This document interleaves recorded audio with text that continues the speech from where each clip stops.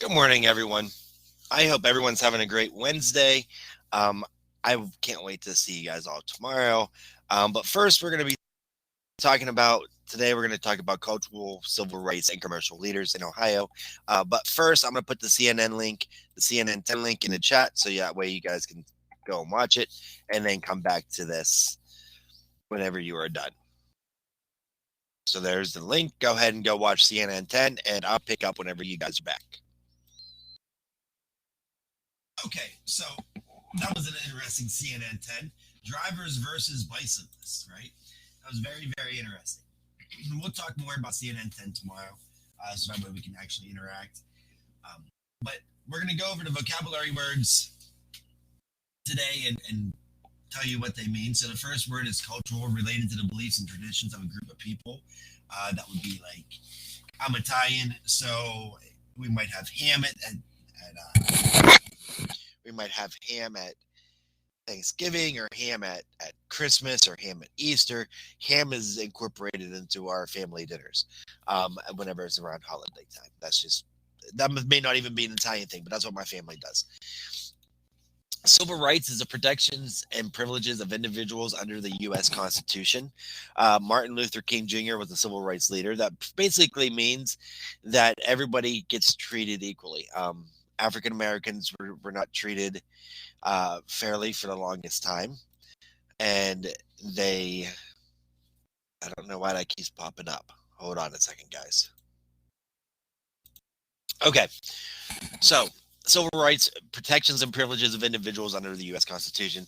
It basically means that we are going to treat everybody equally. We're not going to discriminate just because of the color of their skin or background or race, or basically everybody gets treated equally.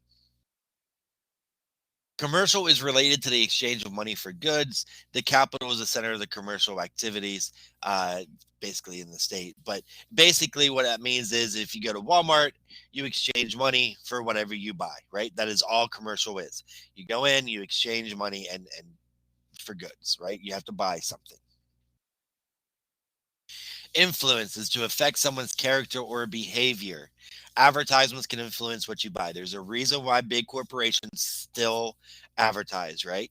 Everybody knows about Pepsi, everybody knows about Coke, but they always put advertisements on TV. They always do. And that's the reason why. It'll influence on what you buy. Looking at something on TV, you're like, man, that McNugget from McDonald's, those chicken McNuggets, they look so good. And then you're thinking like, man, I need to go buy those. Or look at that burger. Or look at that pizza. Like the pizza ones always get me. And I even know how they make the commercials, and I'm not gonna give that secret up unless I'll ask me about that tomorrow. How they make pizza on TV, and I'll tell you. Um, but pizza ones always get me. So influence is to affect someone's character or behavior. Philanthropist. It's a big word, and it just means a person who gives money to good causes. Okay, so that's just somebody who gives money to charity. You donate money to the Salvation Army. The people are outside ringing a bell, and during Christmas times, and they have the red kettle, and people put money in there to donate. Right. So you're acting as a philanthropist, as a person who gives money to good causes. Okay, so you're giving the money to a good cause because the Salvation Army is a good cause. Represent is to act or speak for someone. Okay, so you might see this like an attorney does this a lot. An attorney will represent their client, and they won't let their client talk, and they'll talk for them. They'll speak for them. In social studies, you might want to think of like a governor represents the people of his or her state. So the governor speaks for us as Ohioans. The president speaks as us for America, all Americans. Um, so that's what represent means. Okay, now we're going to get into the cultural, civil rights, and commercial leaders of Ohio throughout history. And again, your Ohio State standard is history and heritage, and we will be touching on some of these people here coming up. All right, so let's begin by talking about the first person who led the women's suffrage movement. Okay, remember I was talking about this yesterday, right? That's to give the women the right to vote. Okay, so Ohio led their way in that. Ohio also led the way of desegregation of city schools. Okay, so that means that no longer were African Americans and whites in two separate schools. They were in one school together. Um, there was a civil rights movement in Dayton. Goodyear was founded in Akron, Ohio. Bob Evans, born and founded his restaurants here in Ohio. And Jack Hanna is a zoo advocate of the Columbus Zoo. Um, so we will be talking about a few people like those will be the people that we talk about. So the first person, like I said, the person who led the suffrage movement was aimed at gaining the right to vote for women, and that was Harriet Taylor Upton. Um, she was a Warren, Ohio resident. So if you guys live near Youngstown, Ohio, or live up near Niles, or those places up Boardman, um, Warren is up in that area. She was a leader of the suffragist movement aimed at gaining the right for vote for women. Like I said, the National American Women's Suffrage Association. That is a mouthful, but that was headquarters in Warren, Ohio, and they achieved what they wanted in 1920 when the passing of the 19th Amendment to the Constitution gave them rights to vote for women. Um, so we can thank an Ohioan for women being able to vote because without her vision, it may have taken a little bit longer than 1920. So Harriet Taylor Upton is the person who aimed at gaining the right to vote for women. She was the leader of the suffrage movement. The next person is W.S. McIntosh, known as Mac.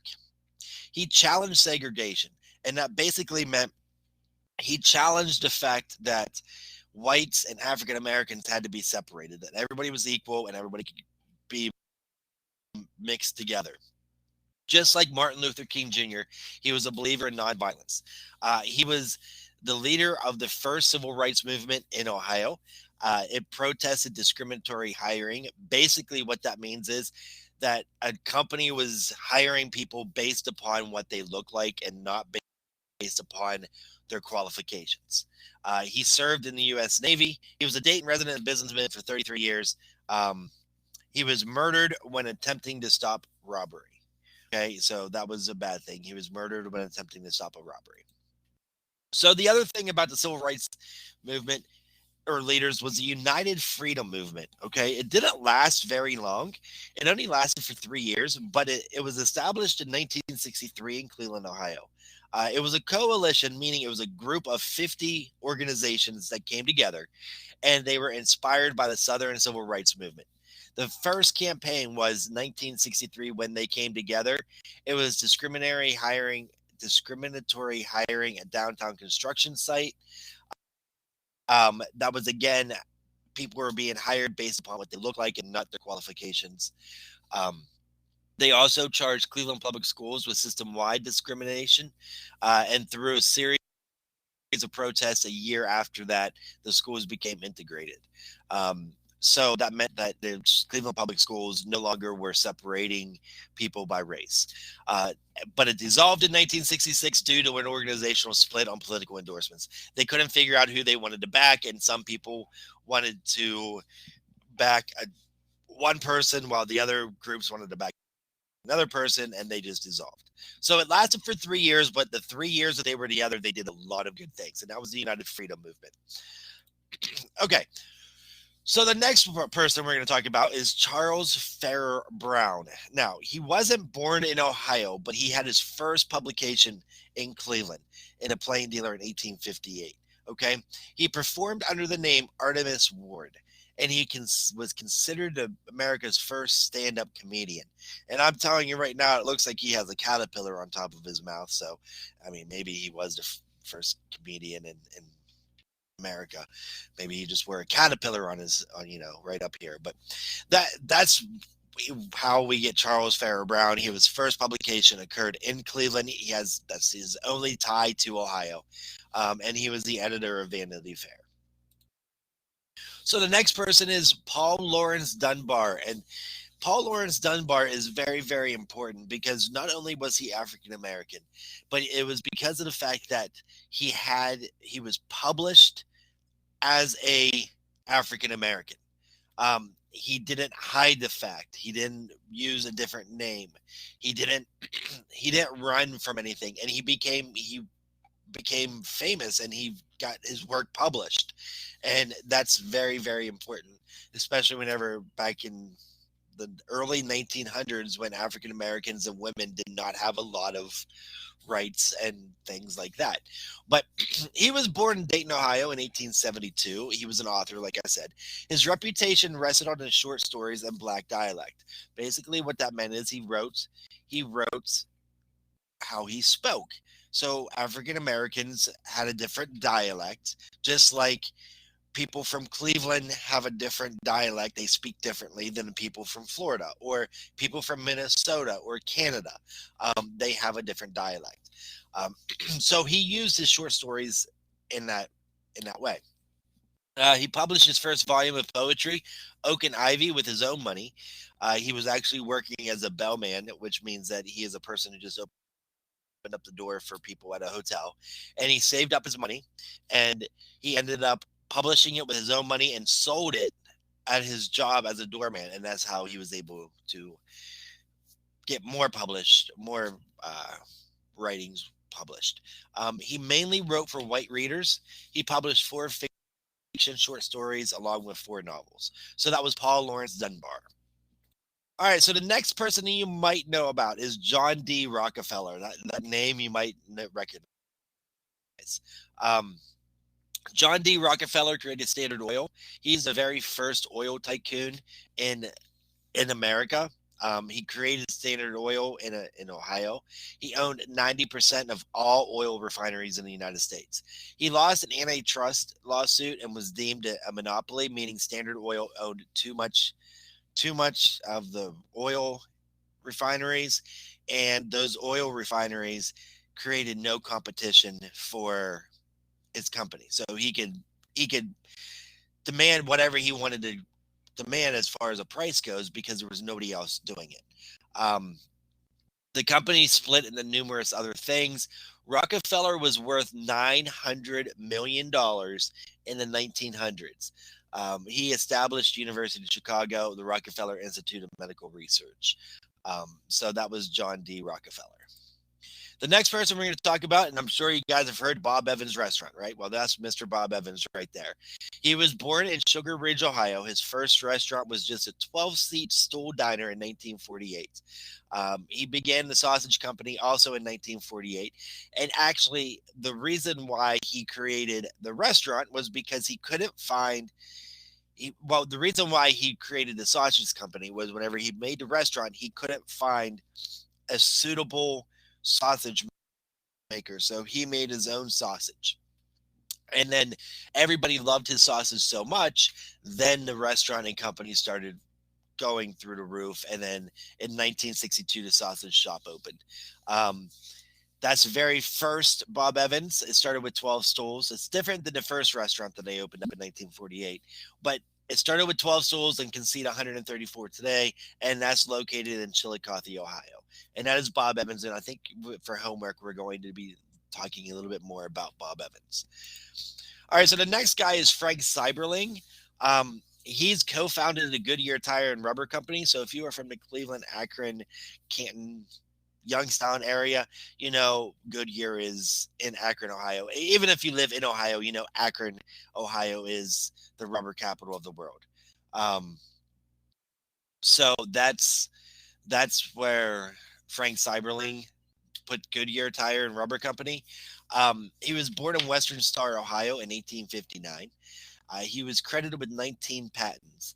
The most important one was a Cyberlane State tire building machine. It moved industry from hand building tires to machine building. And by 1916, Goodyear was the biggest tire company in the world. So now let's talk about some influential women of Ohio. Ohio State Standard, History and Heritage again. That's what we're going to be working on. So we're going to talk about some Ohio leading ladies. The leading ladies that had Nobel Peace or Nobel Prizes, a Pulitzer winner, aviation leader, a congresswoman, a lady in space, Hollywood actress, and the first woman judge. All that has Ohio's ladies. So the first person we're going to talk about is Halle Berry. Born in Cleveland, Ohio, she was Miss Teen USA.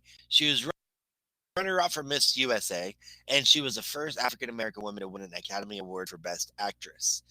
She has 58 actress credits and 3 producer credits. That's Halle Berry, and I think whenever we were talking about names of famous people from Ohio, um, that's what that's I saw a couple of you guys say Halle Berry.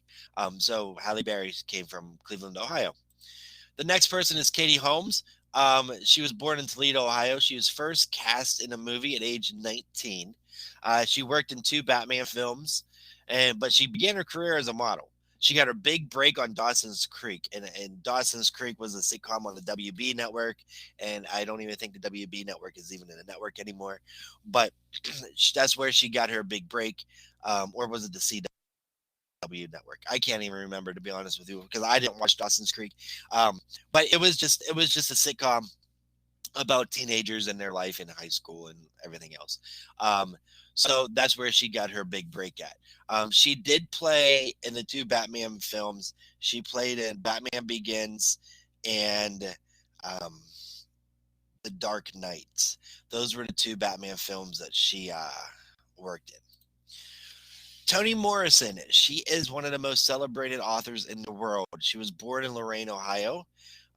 She is an award-winning novelist, Pulitzer Prize, Presidential Medal of Freedom, which is the highest honor you can get as a civilian in the United States. She did win a Nobel Prize in Literature, and she was the first African American woman to win that. Toni Morrison has a lot of books that she authored. The Color Purple. There's all kinds of books that she wrote, and I've read a couple of them, and they're good. They're really good on the well written.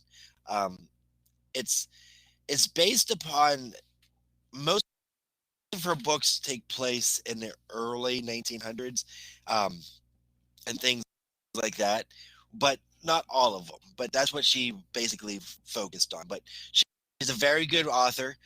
Nobel Prize in Literature, first American woman to win. That's like I was saying that. So she was born in Lorain, Ohio, which is up near Cleveland. All right. So other notable Ohio women. Jerry Mock was the first woman to fly a plane around the globe alone. Marcy Kaptur, she is the longest serving representative in the House of Representatives in the U.S. Congress. Oops, I skipped one. Hold on, let me go back.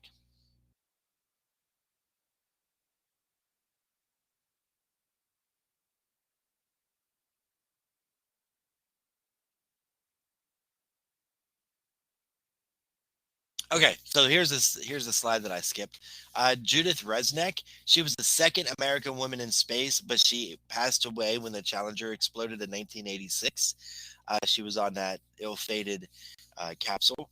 Florence Ellenwood Allen, she was the first woman judge in the United States. So those are some notable women from Ohio. All right, so did you get it? So did you get it? Who's famous for saying one small step for man, one giant leap for mankind? And that would be Neil Armstrong. Who was the first person to walk on the moon? That again would be Neil Armstrong. John Glenn became the oldest astronaut at what age? John Glenn was 77 years old whenever he whenever he became the oldest astronaut. Well, we now know that William Shatner broke his record because he just came back from space at age 90. John Glenn was the first American to do what? When John Glenn orbited the Earth, he was the first American to do that. Cy Young has the most victories in Major League Baseball. How many does he have?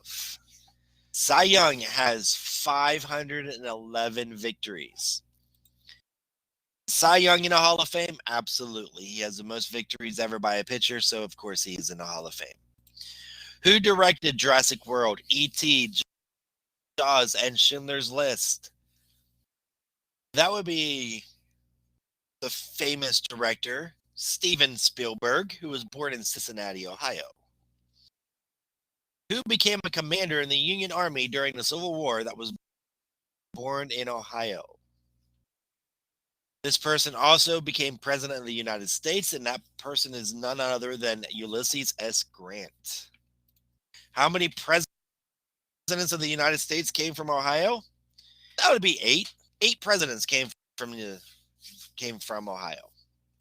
How many presidents from Ohio were assassinated? That would be two. Two presidents were all from Ohio were assassinated. Who was the first president from Ohio? Remember, guys, that was William Henry Harrison. He's the only one with a middle name on the answers. William Henry Harrison. William Sherman was famous for what? William Sherman was famous for his March to Sea, and that cut off the South. That cut the South into two parts, and that was very, very important. So the March to Sea was William Sherman. That's what he's famous for. Who was the leader of the suffragist movement, meaning they fought for the right for women to vote? That would be Harriet Taylor Upton. Okay, that's who that is, and she was out of Warren, Ohio. Who created the Standard Oil Company? That would be John D. Rockefeller. Who created the Goodyear Company? Frank Seiberling. And who was the first African American woman to win an Academy Award for Best Actress? Halle Berry was the person who did that. And who was the first African American woman to win a Nobel Prize in Literature? And that would be Mrs. Toni Morrison. So for your homework, I want you to read Cultural, Civil Rights, and Commercial Leaders. Read Important Women in My State. And do not do the assignments in the reading. Do not do the assignments in the reading. I need you to do your Week 9 homework, Bob Evans worksheet, and your Week 9 homework, Toni Morrison worksheets. Study your quiz study guide, and always, always, always turn in your CNN 10 worksheet for bonus points. It's bonus points, okay, guys? All right, I will see everybody tomorrow. Do that homework, and I hope everybody has a great day today. Bye-bye.